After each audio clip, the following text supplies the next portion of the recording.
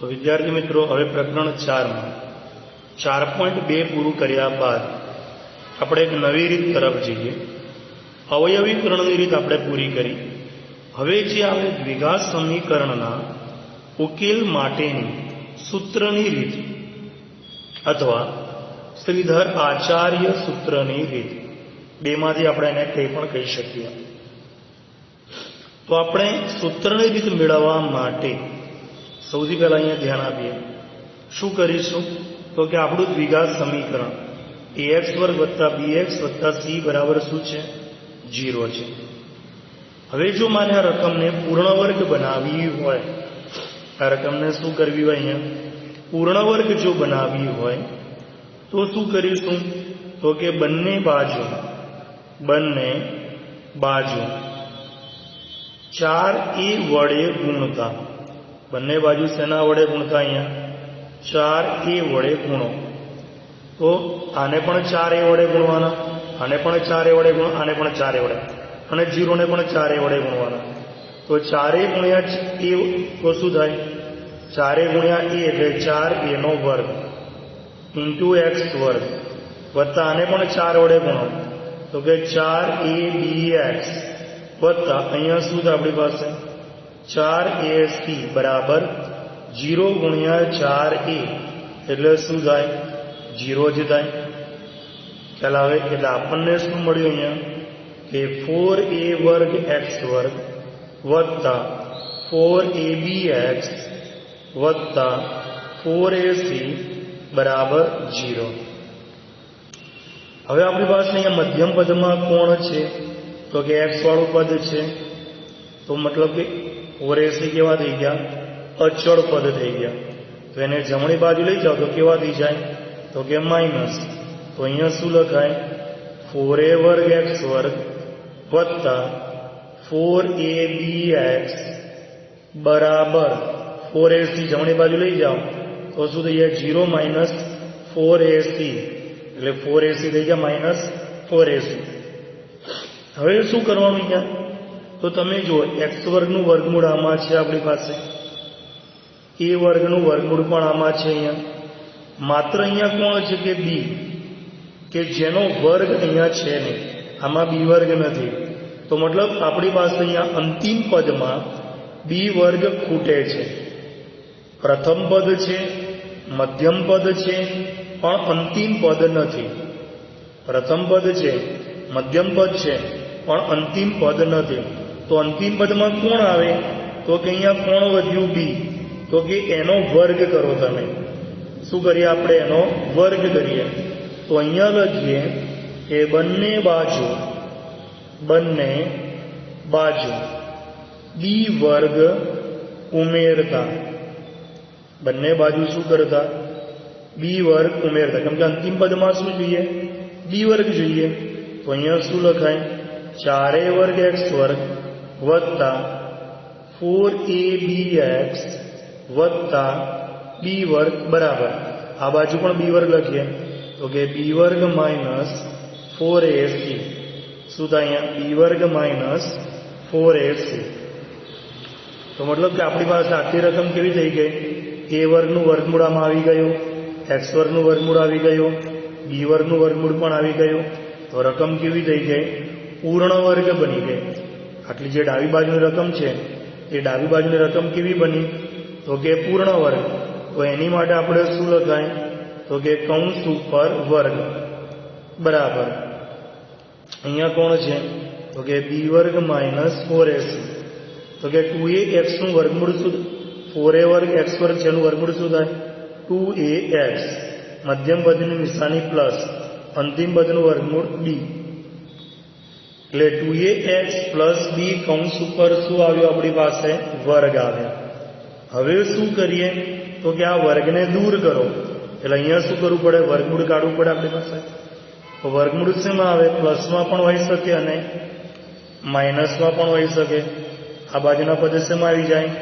વર્ગમૂળમાં। b વર્ગ minus 4ac શેમાં આવે? વર્ગમૂળમાં। એ વર્ગમૂળ કેવું હોય? પ્લસ અથવા તો માઇનસમાં। એટલે અહીંથી વર્ગ દૂર થઈ ગયો તો આપણી પાસે અહીંયા શું વધ્યું? 2ax પ્લસ b બરાબર plus or minus root of B square minus 4ac શું વધ્યું plus or minus root of B square minus 4ac. હવે આપણે ઉકેલ શોધવાનો છે અહીંયા, તો એક્સને સૂત્રનો કરતા બનાવવો પડે, એટલે કે એક્સ સિવાયના જે પદો હોય એ બધાને આપણે જમણી બાજુ લઈ જવા પડે. તો સૌથી પહેલા પ્લસ બીને જમણી બાજુ લઈ જાઓ તો કેવા થઈ જાય માઇનસ.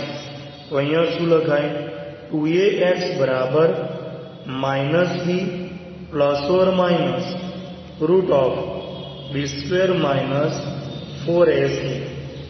હવે એક્સની સાથે જે ગુણાકારમાં છે તે ક્યાં જાય ભાગાકારમાં.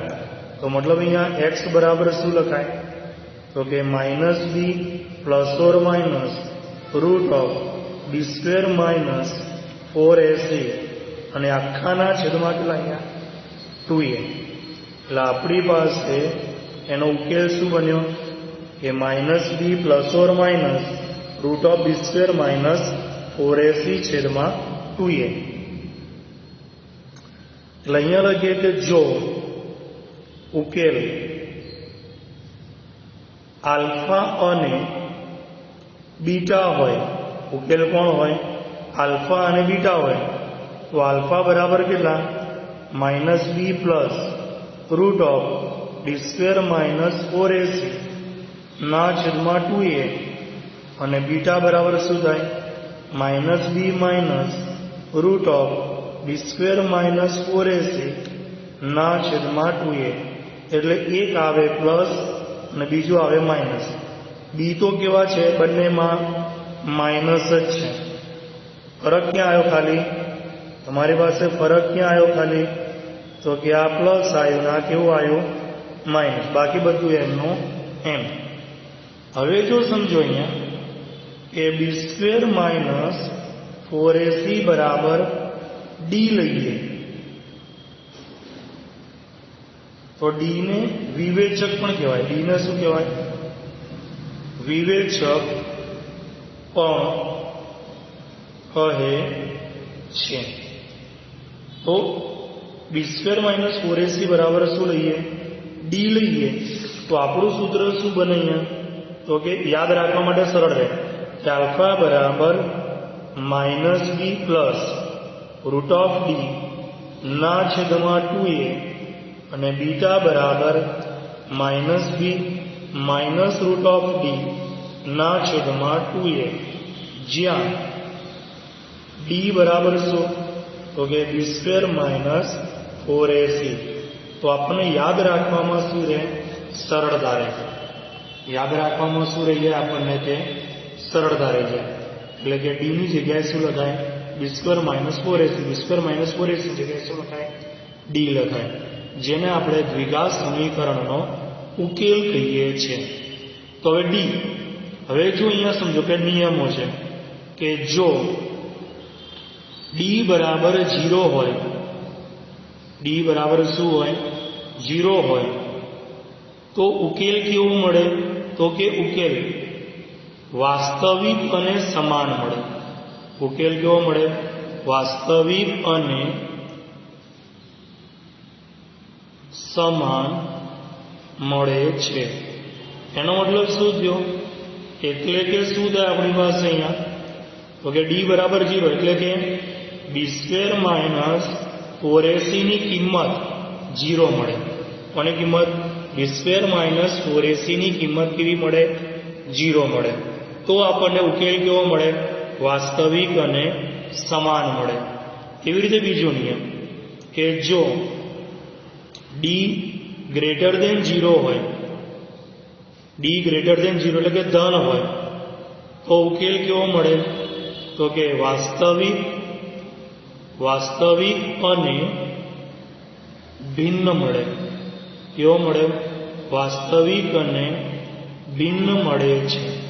એટલે કે શું થયું આપણી પાસે અહીંયા એટલે કે હવે તમને ખ્યાલ આવી ગયો હશે કે b square minus 4ac greater than 0, એટલે કે બી સ્ક્વેર માઇનસ 4ac ની કિંમત 0 કરતા મોટી મળે, મતલબ ધન મળે, ઋણ મળે નહીં. અને જો ઋણ મળે તો તમને એમ પણ થાય કે ઋણ મળે તો મતલબ કે ડી લેસ ધેન 0 હોય, ડી લેસ ધેન 0 હોય તો શું થાય? તો કે ઉકેલ વાસ્તવિક મળે નહીં. એટલે કે શું થયું? એટલે કે આપણી પાસે b² - 4ac લેસ ધેન 0, મતલબ કે જવાબ કેવો મળે? ઋણ મળે. આનો જવાબ કેવો મળે? હવે જો ઉકેલ ન મળે, અહીંયા શું કીધું? ઉકેલ વાસ્તવિક મળે નહીં, એટલે પછી આલ્ફા બીટા શોધવાની જરૂર પડે નહીં. જ્યારે આની અંદર શું થાય કે જો b² - 4ac ની કિંમત 0 મળે તો આપણે આલ્ફા અને બીટા શોધવા પડે. પણ શોધવું પડે? આલ્ફા અને બીટા આપણે શોધવા પડે. ક્યારે? કે જ્યારે વિવેચકની કિંમત 0 મળે ત્યારે, અથવા વિવેચકની કિંમત ધન મળે ત્યારે આપણે આલ્ફા અને બીટા શોધવા પડે. એ વગર આપણને આલ્ફા બીટા મળે નહીં. હવે એના ઉપર આધારિત આપણે સ્વાધ્યાય 4.3 પ્રશ્ન નંબર 2. તો પ્રશ્ન નંબર 2 માં શું કહે છે? અહીંયા કે દ્વિઘાત સમીકરણના બીજ દ્વિઘાત સૂત્રનો ઉપયોગ કરી મેળવો. તો આપણે આજે આવ્યું બરાબર, આ દ્વિઘાત સૂત્ર થઈ ગયું. આ શું થઈ ગયું? દ્વિઘાત સૂત્ર થઈ ગયું કે b² - 4ac પહેલા મેળવવાનું, એની મદદથી આલ્ફા અને બીટા મેળવવાનું. પહેલા શું મેળવવાનું? b² - 4ac, એના ઉપરથી નિયમ નક્કી કરવાના અને એના ઉપરથી આલ્ફા અને બીટા મેળવવાના. તો સમજો અહીંયા આપણી પાસે, તો સૌથી પહેલા 2x² - 7x + 3 = 0 દ્વિઘાત સૂત્રનો ઉપયોગ કરી કિંમત મેળવો. તો પહેલા શું કરવાનું? અહીંયા લખવાનું કે ax² + bx + c = 0 A does not equal to 0 સાથે સરખાવતા. આની સાથે શું કરવાનું? અહીંયા સરખાવતા. તો a બરાબર x² નો સહગુણક કયો? 2. પછી b બરાબર x નો સહગુણક કયો? તો કે -7. અને c બરાબર કેટલા? 3. તો પહેલા વિવેચક d શોધો. d નું કિંમત શું કીધી હતી મેં? તો કે b² - 4ac. તો b ની જગ્યાએ કિંમત મૂકો -7 એનો વર્ગ -4 એની કિંમત 2 અને c ની કિંમત કેટલી? 3. તો કે -7 નો વર્ગ કેટલો થાય? 49. -4 દુ 8, 8 તરીને 24. 49 માંથી 24 જાય તો કેટલા મળે આપણને? અહીંયા 25 મળે. એટલે કે d બરાબર 25. તો વર્ગમૂળ d બરાબર શું થાય? તો વર્ગમૂળ 25 અને 25 નું વર્ગમૂળ કેટલું થાય? તો કે 5. તો વર્ગમૂળ d બરાબર કેટલા મળ્યા? 5. હવે આ કેવું મળ્યું? ધન મળ્યું. કેવું મળ્યું? ધન. ગ્રેટર ધેન 0 કહેવાય. કેવું કહેવાય? Greater than 0. હવે ગ્રેટર ધેન 0 મળે એટલે એનો મતલબ શું થયો? માટે બીજ કેવા થાય? તો આપણે હમણાં નિયમ લખાયો મેં કે વાસ્તવિક અને ભિન્ન થાય. વાસ્તવિક અને કેવા છે? ભિન્ન મળે. અહીંયા મેં તમને નિયમ લખાયો ને કે d ગ્રેટર ધેન 0 હોય તો ઉકેલ વાસ્તવિક અને કેવો મળે? ભિન્ન મળે છે. એટલે કે બે જવાબ અલગ અલગ થાય. બંને જવાબો કેવા થાય? અલગ અલગ થાય. એટલે અહીંયા ધન મળ્યો એટલે ગ્રેટર ધેન 0, એટલે બીજ વાસ્તવિક અને કેવા મળે? ભિન્ન મળે છે. તો હવે આપણે બીજ શોધીએ. અહીંયા તો સૂત્ર કયું? આલ્ફા બરાબર -b પ્લસ √d ના છેદમાં 2a અને બીટા બરાબર -b માઇનસ √d ના છેદમાં 2a. તો આપણી પાસે અહીંયા શું લખાય? -b. તો b ની કિંમત શું છે? તો b ની કિંમત -7. તો અહીંયા આ માઇનસ તો સૂત્રના છે. b ની જગ્યાએ કૌંસમાં લખો -7 પ્લસ √d. તો √d બરાબર કેટલા મળ્યા? 5. તો √d ની જગ્યાએ ડાયરેક્ટ લખવાનું 5. હવે રૂટ કરવાના નહીં, કેમ કે આ કિંમત કોની થઈ? વર્ગમૂળ d ની કિંમત 5 થઈ. એટલે વર્ગમૂળ d ની જગ્યાએ કેટલા લખવાના? 5 છેદમાં 2 e. તો a ની કિંમત કેટલી છે? 2. તો a ની જગ્યાએ લખીએ 2. તો આપણી પાસે શું થાય? માઇનસ માઇનસ પ્લસ, +7 વત્તા 5, નીચે 2 દુને 4. તો 7 ને 5 12 ભાગ્યા 4. 4 તરી 12, તો આલ્ફા બરાબર કેટલા મળ્યા? 3. એવી જ રીતે બીટા, તો બીની કિંમત કેટલી છે? -7. તો માઇનસ કરી કૌંસમાં -7 માઇનસ રૂટ ડીની કિંમત કેટલી છે? 5 છેદમાં 2. ઈની કિંમત કેટલી છે અહીંયા? 2. તો શું લખાય? માઇનસ માઇનસ પ્લસ 7 માઇનસ 5 નીચે 2 દુ 4, 7 માંથી 5 છે તો કેટલા? તો કે 2, 2 છેદમાં 4, તો 2 દુ 4 એટલે ઉપર કેટલા આવે? 1 છેદમાં 2. તો બીટા બરાબર કેટલા થાય? 1/2 થાય. એટલે આપણને અહીંયા ઉકેલ કયો મળ્યો? 3 અને 1/2 થાય. આપણી પાસે એનો ઉકેલ કોણ થાય? તો કે ઉકેલ મળે 3 અને 1/2. એ શું થઈ ગયો? એનો ઉકેલ થઈ ગયો. એવી જ રીતે એમાં બીજો પ્રશ્ન છે, 2x² + x - 4 બરાબર 0 છે. તો શું કરીશું? તો અહીંયા લખીએ આપણે કે ax² + bx + c બરાબર 0 A does not equal to 0 સાથે સરખાવતા, એની સાથે શું કરતા? અહીંયા સરખાવતા. તો શું થાય અહીંયા? તો કે a બરાબર x² નો સહગુણક કયો? 2. b બરાબર x નો સહગુણક કયો? તો કે 1. અને c બરાબર અચળ પદ કયું? તો કે -4. પહેલા શું શોધવાનું? d. d નું સૂત્ર શું કીધું મેં? તો કે b² - 4ac. તો b ની કિંમત કેટલી? 1 એનો વર્ગ -4. a ની કિંમત કેટલી? તો કે 2. c ની કિંમત કેટલી? તો કે -4. તો 1 નો વર્ગ એ માઇનસ ગુણ્યા માઇનસ એટલે પ્લસ, 4 દુ 8, 8 ચોક 32, 32 + 1 એટલે કેટલા થાય? 33. 33 ધન છે, 33 કેવા મળ્યા? પ્લસ, એટલે કે ધન મળ્યા. તો √d કરીએ આપણે. તો √d બરાબર શું થાય? √33. અને √33 કેવા છે? > 0, મતલબ ધન મળ્યા છે. હવે જો ધન મળે તો આપણે અહીંયા કીધું તો કે માટે બીજ કેવા મળે અહીંયા? તો કે બીજ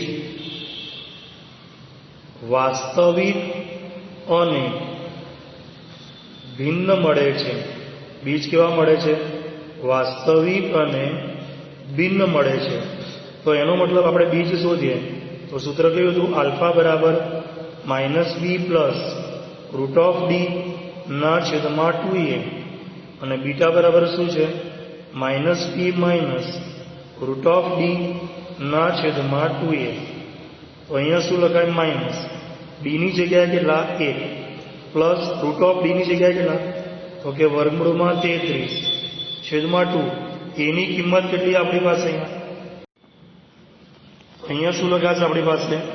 તો કે બીટા બરાબર -p માઇનસ √d છેદમાં 2a છે. તો અહીંયા શું થાય? -b. તો b ની કિંમત કેટલી છે અહીંયા? તો કે -1 માઇનસ √d ની કિંમત કેટલી મળે? તો કે √33 ના છેદમાં 2. a ની કિંમત કેટલી? 2. તો કે -1 માઇનસ √33 ના છેદમાં 2 દુ 4. એટલે આપણી પાસે અહીંયા જે ઉકેલ બની ગયા, આ આલ્ફાનો ઉકેલ થયો અને આ બીટાનો ઉકેલ થયો, બરાબર. એ બંને આપણા શું કહેવાય? ઉકેલ કહેવાય. એવી રીતે પ્રશ્ન નંબર 3 માં જોઈએ, 4x² + 4√3x + 3 બરાબર 0 આપેલા છે. તો શું કરીએ? આને લખીએ અહીંયા. તો કે ax² + bx + c બરાબર 0 સાથે સરખાવતા, એની સાથે શું કરતા? અહીંયા a does not equal to 0 સાથે સરખાવતા. તો આપણી પાસે અહીંયા a બરાબર કેટલા? તો કે 4. b બરાબર કેટલા? તો x નો સહગુણક કેટલો? 4√3. અને c બરાબર કેટલા? તો કે 3. તો વિવેચક d નું સૂત્ર શું આપણી પાસે? તો કે b² - 4ac. એમાં b ની જગ્યાએ લખીએ 4√3 એનો વર્ગ -4. a ની કિંમત 4, c ની કિંમત 3. તો કે 4 નો વર્ગ 16, √3 નો વર્ગ 3. માઇનસ ચોકું 16 તરીને 48. અહીંયા બી 16 તરી 48. તો 48 - 48 એટલે કેટલા મળે? 0. હવે d બરાબર 0 મળ્યા એટલે આપણો પહેલો નિયમ આવ્યો पहलो नियम शू कीधो तो विवेचक डी बराबर 0 तो बीज केवा मळे अहींया तो के बीज मळे वास्तविक अने समान छे। बीज केवा छे वास्तविक अने समान छे। एनी परथी अहींया अल्फानुं सूत्र -b प्लस √d ना छेदमां 2a।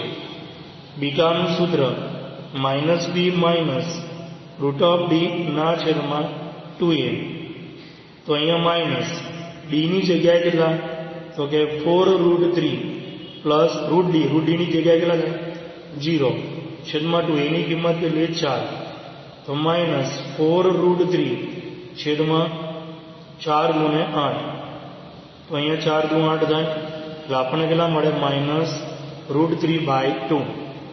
એવી જ રીતે બીટામાં કે -4√3 માઇનસ √d ની કિંમત કેટલી છે 0 છેદમાં 2 a ની કિંમત કેટલી 4 તો આપણી પાસે શું થાય કે -4√3 છેદમાં 4 × 8 તો 4 × 8 અહીંયા એટલે -√3/2। બંને જવાબ કેવા મળે આપણને સમાન મળે છે। બંને જવાબ કેવા મળે છે અહીંયા સમાન મળે છે। ओके एवी ज रीते चौथो प्रश्न है 2x² + x + 4 बराबर 0 तो शू करिए अहींया लखीए ax² + bx + c बराबर 0 a does not equal to 0 साथे सरखावता एनी साथे शू करता अहींया सरखावता तो a बराबर केटला 2 b बराबर केटला 1 અને c बराबर केटला 4 तो विवेचक डी નું सूत्र શું થાય d² - 4ac बी ની જગ્યાએ કેટલા 1 નો વર્ગ -4 a ની કિંમત 2 c ની કિંમત કેટલી 4 તો 1 નો વર્ગ 1 - 4 × 8 8 ચોક 32 1 માંથી 32 જાય તો કે -31 તો डी ની કિંમત શું થઈ ગઈ -31 એટલે डी કેવો મળ્યો <0 મળ્યો डी કેવો ઋણ મળ્યો એટલે કે <0 હવે <0 મળે તેનો મતલબ શું થાય કે બીજ આપણે નિયમ કીધો હતો વાસ્તવિક મળે